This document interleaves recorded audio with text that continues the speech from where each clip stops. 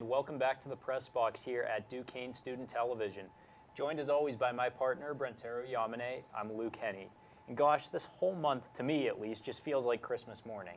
Why, you might ask? Because it's bracket time. That's right, on Sunday the NCAA revealed its 68-team field for this year's tournament, and we've got a lot to digest. Today we'll look at some of our sleepers to make a run to the national championship, our most overrated teams, and who we think has a chance to pull off the biggest upsets in this year's tournament. So without further ado, let's start looking at some teams worth talking about. Brentaro, who do you think is flying under the radar in this year's field? Well, one of the teams that I feel like is a sleeper is Houston, which is ranked the number 5 seed in the South region. 6 weeks into this, during the regular season, Marcus Sasser, the team's leading scorer, and Tremont Mark, who's been known as a key contributor, they both suffered season-ending injuries prior to the start of conference play. If you're a Houston fan, you're just seeing those two key players just like out for the season. You think to yourself, oh, like our season, it might be over. But however, head coach Kelvin Sampson did not want the season to be over that quickly. His squad won the American Athletic Conference regular season and tournament crowns. The team lost just 2 games since December 11th, and heading into the AAC tournament semifinal against Tulane, it posted those top 15 marks in both adjusted offensive and defensive efficiency numbers on KenPom that Final Four teams tend to possess. Josh Carlton has been an AAC Player of the Year contender. He averaged 11.8 points per game, 6.6 rebounds per game, and just a little bit over a block per game. And Texas Tech transfer Kyler Edwards has been critical too, averaging 13.6 points per game. And after completing just 8 threes in 4 years, fifth-year standout Fabian White Jr., 6'8" forward, has connected on nearly 39% of his shots from beyond the arc. The Cougars have weathered adversity all season, but enter the NCAA tournament with the chance to make another run to the Final Four. Yeah, I understand that they lost to Memphis in the team's regular season finale, 75-61. But as I said, when you just think about the season-ending surgeries that they had to their 2 players, they can overcome through anything, and I feel like they can overcome this loss, and they can just really, I feel like they can handle adversity. I mean, Luke, you just think about it too. Our junior year of high school in 2018, they made it to the second round. Our senior year of high school in 2019, they made it to the Sweet 16. And then just last year, they made the Final Four. So I think the pattern that I'm kind of hinting at is that they just keep getting better each and every year. And I feel like this could be a year that I wouldn't be surprised if they make the national title. I wouldn't be surprised, I guess, if they didn't either. I expect them to go maybe at least the Sweet 16 once again, though, but just having them ranked as a 5 seed, I mean, I don't know what to say about that, but especially in like recent years too, in which I feel like our our senior year, when they were ranked like the number 3 seed, Right. I feel like this year's team was just as good as it was when we were seniors in high school. So that's one of the sleeper teams that I have, and another one that I have is the number 4 seed. In the South region in Illinois. Kofi Coburn put together another incredible season that secured him a spot among the Wooden Award finalists. He averaged 21 points per game and 10.6 rebounds per game. And with Coburn on the floor this season, Illinois has averaged 14 more points per 100 possessions compared with when he was on the bench. And Illinois, which earned a slice of the Big Ten title on the final day of the regular season, finished number 2 in defensive efficiency in the conference. Illinois has the talent to win multiple games in the NCAA tournament. I mean, they showed earlier this season with a double-digit win over Wisconsin that provided as much. People say the strategy to combat Brad Underwood's squad isn't a mystery because in 5 of Illinois' 8 losses this season, Coburn either didn't play or picked up at least 4 fouls. Even if he is available, can Illinois beat elite teams to reach a Final Four? It's possible, but we'll see. I mean, tough losses to Arizona and Purdue suggest Illinois might fall short, especially if they run into one of those squads with a couple of NBA prospects, but you never know since it is just March. Right. I understand they had a worst overall record this season compared to last season, but I think with this team being a 4 seed and not being a number 1 seed compared to last season, there won't be as much pressure on them, and they can make it maybe to like the Sweet 16. And even if they make it to the Sweet 16 and lose in that round, people might think to themselves, oh, they improved, which is definitely possible. Like, when it comes to Illinois, I expect to see slight improvement with them on the biggest stage, and if they can improve in this tournament, this team can potentially be a serious contender in the next couple of years, just with more experience. I mean, you think about it, Before last year's tournament, Illinois didn't really make the tournament again until, let me rephrase that. Before last year's tournament, they hadn't made the tournament since 2013. And with that in mind, a lot of people last year thinking to themselves, oh, they were a 1 seed last year. Yeah, they were a 1 seed though, but they really didn't have much in experience, and they were just rebuilding as a basketball school because they weren't really known as a basketball school during our years in middle school and high school. Right. So with that in mind, I feel that they have a chance to be slightly better this year. So Luke, tell me some of the teams that you feel are sleeper teams that could potentially go far in this tournament. First off, I'm looking at UCLA. They're the 4 seed in the East region. For the Bruins, there's no question that this team has the talent, the athleticism, and the experience. They have 4 guys, those being Johnny Juzang, Jaime Jaquez Jr., Jules Bernard, and Tiger Campbell, all of whom were with them last season, all of whom this year score in double figures. The Bruins went head-to-head with top-seeded Arizona in the Pac-12 tournament championship game before ultimately falling by 8 points. That's an Arizona team that earned a 1 seed that's 30-3 and just about as good as anybody in the country. And what I like about UCLA, too, is that they've been there before. As an 11 seed last season, the Bruins completed a miracle run from the first 4 to the final 4, only to fall in tragic fashion to Gonzaga on a Jalen Suggs buzzer beater in overtime of that national semifinal. So if I'm UCLA, let that fuel anger you, because for the Bruins, it's going to be all about getting hot at the right time. They've struggled with consistency this season, but they've got the talent to at least get back to the Final Four under head coach Mick Cronin. Personally, I see them sliding comfortably into the Sweet 16 with wins over 13-seeded Akron in that first round and 5th-seeded St. Mary's in the second round. Then it's going to take a couple of upsets, but I think the Bruins are just about as good as top-seeded Baylor and 2nd-seeded Kentucky, and I see them coming out on top of both of those teams before likely bowing out once again to Gonzaga in a national semifinal. The other team I'm looking at is Colorado State. They're a 6th seed in the South region. Under the guidance of head coach Nico Medved and Mountain West Conference Player of the Year David Roddy, the Rams powered their way to a 25-5 record, but in my opinion, they got a less than favorable draw. They'll have to travel across the country to take on to Indianapolis to take on 11-seeded Michigan, who personally I believe to be the worst at-large team in this tournament. And of course, Colorado State's not getting any favors done. Michigan and their fan base have to travel a handful of hours while Colorado State is traveling ultimately across the country.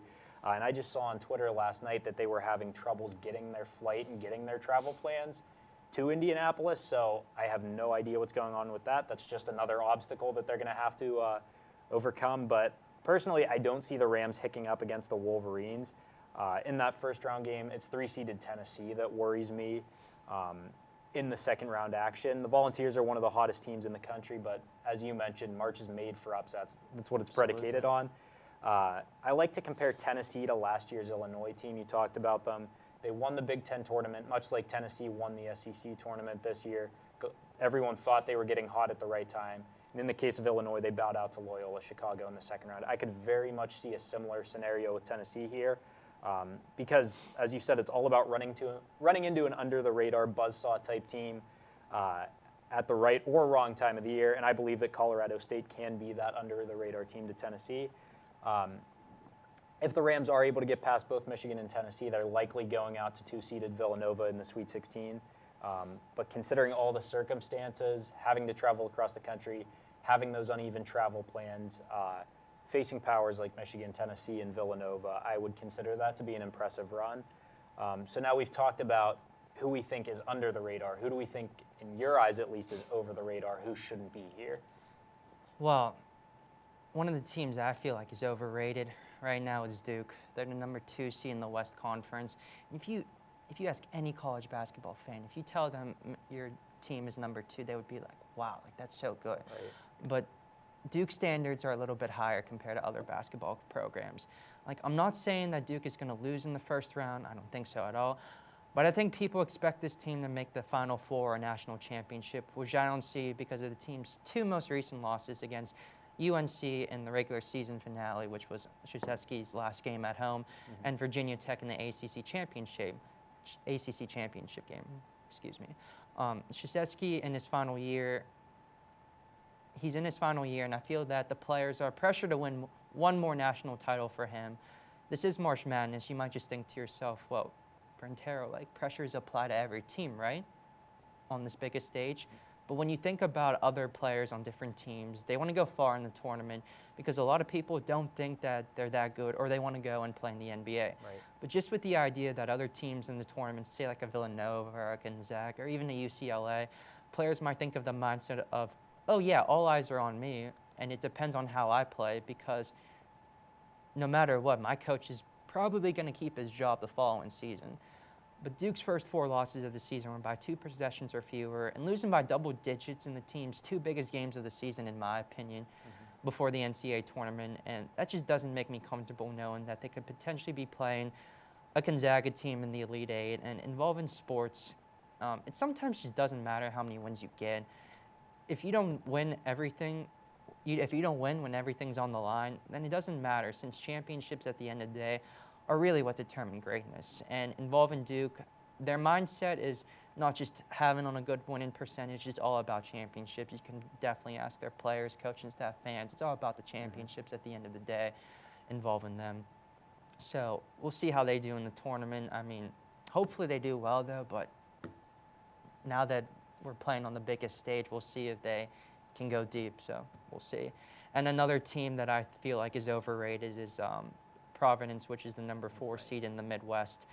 All season, predictive metrics have placed Providence lower than its AP poll ranking, or where one might expect a team with the Friars record to be ranked. Yeah, they've been continuously clutch in close games, but they've also been blown out on several occasions, 58-40 against Virginia, 88-56 at Marquette, and most recently an 85-58 loss to Creighton. And you just look at Providence's first-round opponent in South Dakota State, and when I did this research, I just thought, like, wow, like that's not a 13 seed. That's not a 13 seed when they lead the country in three-point percentage, 44.2%, and they also lead the country in effective field goal percentage with 59.7. So a performance that could be labeled as the Jackrabbits getting hot might in fact just be their standard. You also think about this, though. South Dakota State, I didn't know this either before I did this research. They won 21 games in a row. I knew they were good, but 21 in a row, while Providence recently got smacked in the Big East semifinals against Creighton. They're not a sexy team, and they really don't have any NBA prospects or 5-star recruits involved in Providence. But hey, you know, if they just find a way, I wouldn't see them, even if Providence does find a way to win. I mean, I just don't see them winning against Iowa or Richmond. Right. They're just 2 teams that won conference tournaments, and I feel like that game's going to be a good. Not to get off topic real quick though, but I feel like that game's going to be really good, and whoever wins that game's going to potentially smack Providence, even South Dakota State, just on how good they are. I mean, Providence, they have not made it past the second round of the tournament since 1997, and during that year they made the Elite Eight. This is not a consistent team that makes the tournament, so to me, just the fact they received a 4 seed, it's just a blessing. If I'm a Providence fan, I'm really happy. But hey, heck, if I'm a Providence fan and they get past the first round, that'll be a blessing as well. So those are the 2 overrated teams I have going into this tournament. Luke, tell me some of the teams that you feel were overranked during Selection Sunday. Well, I mentioned them in our last segment, but Michigan, the 11 seed in the South region, I can't even begin to wrap my head around it. The fact that they weren't even a first 4 team, sure, I have questions and concerns about putting them in to begin with, but to rank them ahead of Indiana, ahead of Notre Dame, ahead of Wyoming, ahead of Rutgers, just not doing it. For me, I'm sorry. Simply put, the Wolverines shouldn't even be rated because they shouldn't be in the NCAA tournament over teams like Texas A&M. As a product of a cannibalistic Big Ten, the Wolverines won 17 games, yet somehow found their way into the tournament again. It's 17-14, not eye-popping at all. And if you look at their non-conference schedule, again, nothing really pops out to me. Their only non-conference win against a team that made it to the NCAA tournament came at home against 8-seeded San Diego State, a game that 9.5 times out of 10 Michigan would be expected to win. Throughout the course of non-conference, they also lost at home to 8th-seeded Seton Hall, on a neutral court by 18 points to top-seeded Arizona, and by 21 points in an away game against 8th-seeded North Carolina. Come Big Ten time, as I mentioned, it was very cannibalistic, so they got a few good wins against solid teams like Purdue, Indiana, Michigan State, Ohio State, Rutgers. And in the committee's eyes, that outweighed their non-conference where they didn't really do much of anything. But there's nothing appealing to like for me about Michigan. I'm sorry. I know they were an Elite Eight team From a year ago, they returned a lot of that talent, but they're just not doing it. For me, a tournament caliber team doesn't lose by 14 points to Central Florida. And Central Florida is not bad, but they weren't great. I'm sorry, but Michigan, in my eyes, has no place in this bracket, and I think Colorado State will prove that to be true. And if Michigan does sneak their way past Colorado State, it's going to be ugly when they play Tennessee in the second round. Another team I'm looking at in terms of overrated is USC. They're 7th seed in the Midwest region. There's not much to hate about them, but again, there's not just not enough to like. Michigan can hide under the guise of losing games during a tough non-conference schedule because they did. In a couple of those cases, they got blown out. But USC didn't really have anyone in the non-conference at all, because if your measuring stick is road wins against Temple and Florida Gulf Coast, then yeah, there's nothing there. Just nothing to work with. Yeah, sure, USC also beat San Diego State on a neutral court, but they really haven't done much else otherwise. Come Pac-12 conference play, the Trojans had 2 bad losses to Stanford, who's not competing in any postseason play. A very average loss to Oregon, who wound up as a 5 seed in the NIT. And the Trojans narrowly escaped bad teams like Oregon State, who won just 3 games this season, yet found a way to take USC to double overtime. And for what it's worth, the Trojans' only win over a ranked team came against UCLA on February 12th. But since then, the Bruins have beaten the Trojans twice. So I see USC going out at the hands of Miami, Florida, that 10 seed in the opening round game. So now we've talked about who we like, who we really don't like, but as we mentioned, what March is predicated on are those upsets. Who do you like for a couple of first-round upsets? Oh man, I think this is my favorite segment of this show, talking about the upsets. Obviously, when you think about an upset, Luke, you just think about when most people think about upsets, you think, well, it's a lower seed being a higher seed. So in this instance, Loyola Chicago, which is ranked number 10, is going to face the number 7 Ohio State, and they're going to be playing right across the street at PPG Paints Arena on Friday. Loyola Chicago has a new head coach in Drew Valentine, and star player from last year, Cam Crudwick, who was a critical player in both the Ramblers' Final Four run in 2018 and its Sweet 16 appearance last year. He's no longer with the team as he's moved on, but it's worth noting that Loyola Chicago is among the programs that have most exceeded its NCAA tournament expected win totals based on its seed in recent years. Right. While Ohio State has lost in the opening weekend, it's in its last 5 NCAA tournament appearances. The Buckeyes entered the NCAA tournament on a slide in which they lost 4 of their last 5 games, and 3 of the 5 losses were against teams that finished in the bottom 5 of the Big Ten standings. Loyola Chicago's offense and defense have had a better balance at number 42 and number 22 in terms of efficiency, respectively, while Ohio State's 131st ranked defense clashes with its number 13 offense. Ohio State forward E.J. Liddell will be the best player on the floor for the Buckeyes, but that's also been the case more times than not this season. The Ramblers rely on their defense to keep them in games. They have the 18th best scoring defense in the country at 61.7 points per game, and that was Loyola's key to winning games in the 2021 NCAA tournament as well. It held Georgia Tech to 60 points and number 1 seed Illinois to 58, as you talked about earlier. So I think that Loyola Chicago can win this game with the experience they've had in recent years. And of course, if Sister Jean's in the building, the chances of the Ramblers winning will only increase because she's just simply good luck. And another upset that I have, and I was looking at every single first-round matchup, and I just thought to myself, what would be the best storyline if a lower seed beat a higher seed? And then I was looking at the Montana State and Texas Tech matchup, and I thought, that's it. Montana State over Texas Tech. That's another potential upset that I have. When you think about upsets, you think about potential upsets that would be a good story. Where am I going, you might ask? Well, let's go on a trip down memory lane. In 1996, Danny Sprinkle was a freshman averaging 9.8 points per game. I don't know if you're familiar with him, Luke, but he was averaging that many points per game for a Bobcat squad that reached the NCAA tournament for just the 3rd time in school history. He was a star player. Over his 4 years, he averaged 13 points per game and shot 41% from 3.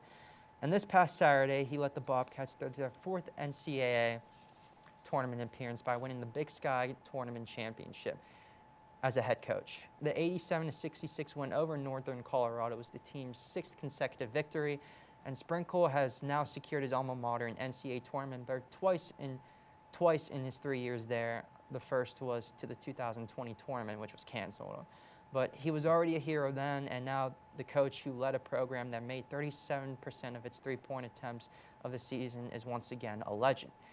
But the team he has to face is Texas Tech. How could they beat them, especially with them being a number 3 seed? Texas Tech is an experienced team, I get that. They took a step down after losing the second round last season after making the national championship in 2019 and the Elite 8 in 2018. Even though Mark Adams is replacing former well-known head coach Chris Beard, people might think to themselves, oh, Adams is going to find a way to lead this team to a national championship. However, being an associate head coach, which he was from 2016 to 2021, and being the main guy calling all the shots are two completely different roles. This team also just doesn't play well on the road or even on a different court. They had a 25-9 overall record, but something that maybe most people don't know is that 8 of those losses, they were not on their home court. They were either in the conference tournament or just simply on the road. Montana State can easily make this a story if they win, and I really do feel like they could. I'm really confident in saying that. I still got to fill out all my brackets, though, but I will have Montana State in every single tournament I have beaten Texas Tech.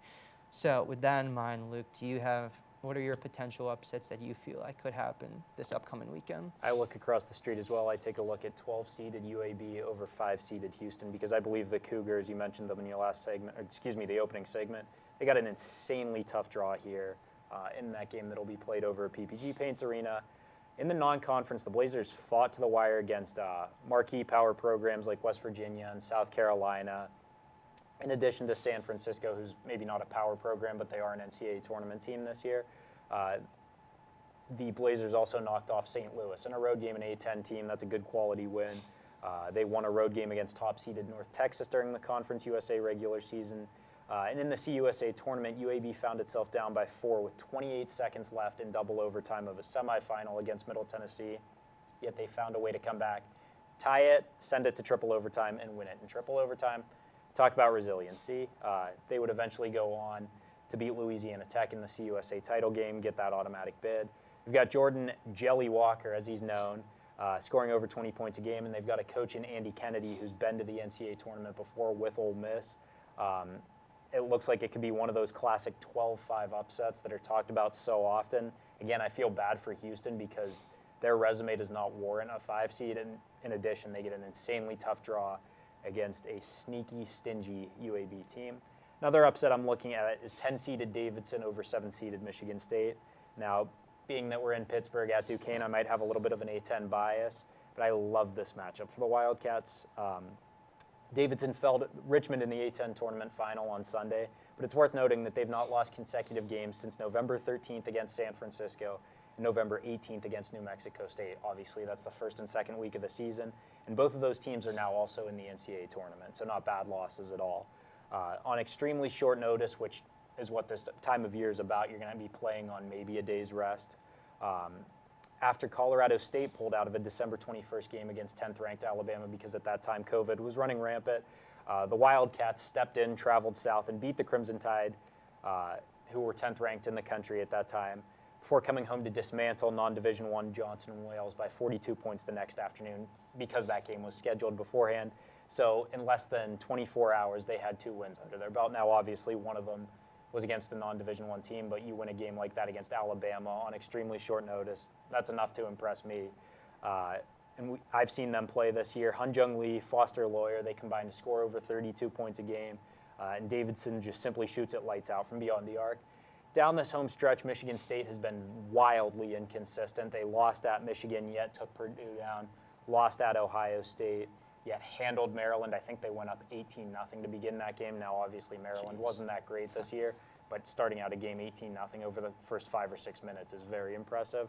So I don't really know what to expect from Michigan State, but in a battle of extremely experienced coaches, I think Bob McKillop and Davidson have a slight edge over Tom Izzo and the Spartans.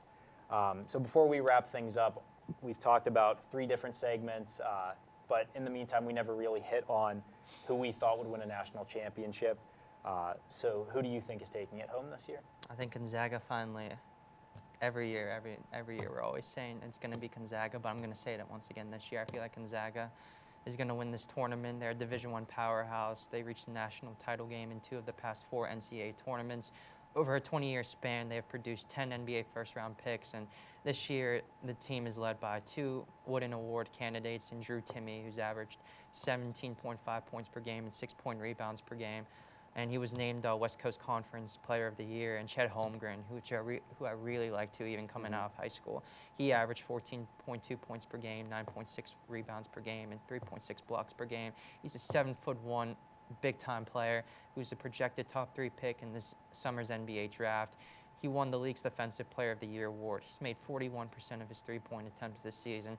The team is top 10 in both adjusted offensive and defensive efficiency. They made this tournament for 22 straight seasons, as this year will be its 23rd. And not winning the title, it has to end on the 23rd year, also known as the Jordan year. Am I right? No, but seriously though, Gonzaga, no matter what happens, they're always going to be known as a good basketball school. No matter, even if they don't win it, which I think like they do, because of the idea that like they got to be sick and tired of the whole media constantly telling them, oh, like you can't get it done at the end of the day. I feel like this has to be the year, and simply, no, they're just going to keep continuing to become a good school. They're going to get all the high school. They're going to keep getting the best high school players from around the nation. Though, but I feel like this year, like they got to win this. I feel like right. So. Luke, you might as well tell me who do you have? We like to disagree a lot. We're roommates, friends, sports talk guys. I'm not going to disagree with you on this one. I think it's Gonzaga this year. I was about to ask you, but you hit on it. They've not missed an NCAA tournament since 1997. You're looking at over two and a half decades of NCAA tournament appearances without a national title. Mark Few has been there for that long with not a single national title. Do you know how many coaches could have upped and left? You're at a small school. You have that much success. Oh, go take a bigger job. You see the Villanovas of the world, the Kentuckys of the world, the Michigan States of the world, the Dukes of the world. They've had those sustained NCAA tournament streaks. They've all brought home national titles. Mark Few is fighting like hell to bring one home for Gonzaga. He's been there that long. It's time to exercise the demons.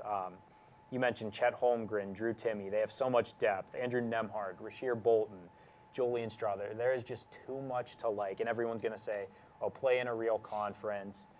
They cakewalk their way to the NCAA tournament every year. They took on Duke, who they lost to. That's fine. It's Duke. They took on UCLA and beat them by 20-plus points. UCLA is a 4 seed, and at the time, that was number 1 versus 2. Correct me if I'm wrong. And Gonzaga dismantled them. There is nothing to hate about this team. Absolutely nothing. Built strong top to bottom. Eased their way through the West Coast Conference and through the West Coast Conference tournament again. They had the annual hiccup to St. Mary's. It seems like every year they always lose at least once to either BYU or St. Mary's. So they suffered that at the end of the regular season, but I think it's simply time for them to shine. It's time to erase those demons, and I think that this is the time. I really do. So unfortunately, this is all the time that we have for today. As always, thank you for tuning into Duquesne Student Television. We hope you enjoy your March Madness, and we wish you the best of luck with your brackets this season. Thank you.